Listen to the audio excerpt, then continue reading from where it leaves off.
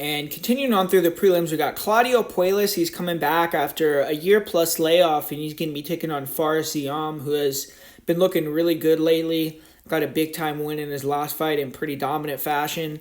And the winner of this fight, I think, is going to get that step up back into a top 15, top 25 matchup. We saw Claudio Puelles in his last fight get that push. He fought Dan Hooker on a pay-per-view card, and really bad showing from him, so he kind of fell down the pile. But if he can get the win over Ziam, a blue chip prospect, then he's going to be right back kind of in the same position he was. And for Ziam, got that big win over Danny Roberts. Not Danny Roberts. Who was the guy he beat? UK guy. Can't remember the guy's name right now, but he beat a good UK fighter, and now he is getting this fight. So if he wins this fight, I think he's going to be looking at probably a top 15 guy across from him next.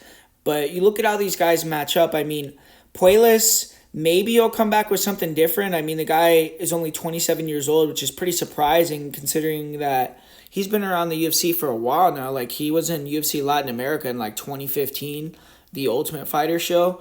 But only 27 and hasn't fought, like I said, in a little bit over a year, almost a year and a half. He's been training at a Muay Thai gym. So maybe he's going to come in here with some new striking skills, but obviously what we know of Claudio Puelles currently is he's pretty much a pure grappler.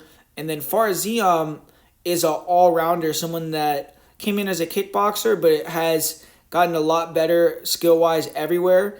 And both these guys have spent short stints at Kill Cliff FC, so I wonder if they actually had trained together or had any time together on the mats. If they have, I think that's an advantage for Ziam because Puelles is a specialist. Like, he's going to go in there, he's going to be looking for the leg attacks. So if Ziam has had some reps already with the way that Puelles uses his leg attacks and how he goes and sets up his submissions, that could be really vital in him potentially defending some of these subs. But neither guy trained at Kill Cliff for this camp, and even though Puelles has been putting in work on his striking, I think that Ziam's going to have a huge advantage there. Ziam's a good distance striker, good ability to pepper you from the outside, beat you up, and I feel like he's just going to be way faster, way more technical than Puelles. He's going to be longer, and Puelles doesn't really have wrestling. Like, Ziam, I feel like his grappling is a little bit suspect. Like, he got submitted quick against McKinney. He's been submitted previous to that as well. So Puelles can get on top of him. He is going to have a pretty significant advantage. But most of the time when Puelles gets takedowns, it's usually when guys death gas, which I don't think Ziam is going to do. Or he pulls guard and then gets on top through a leg attack scramble or through some weird reversal. But when Puelles shoots, he usually likes to go upper body or shoot on the legs, and his takedowns on the legs aren't good, so he pulls guard and tries to get you to come down to the ground with him.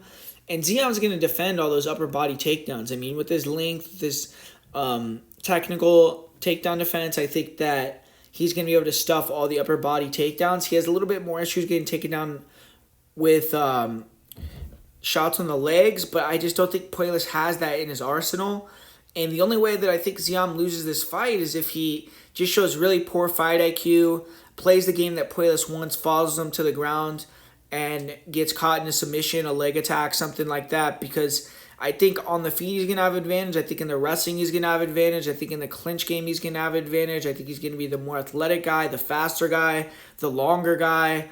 So he has all the advantages here. He's going to most likely be able to get the job done and get the victory. We're going to have to see how he adjusts. You know, he hasn't had the best record outside of Europe, but recently he's gotten a couple wins in the United States, so that's definitely going to give him some confidence.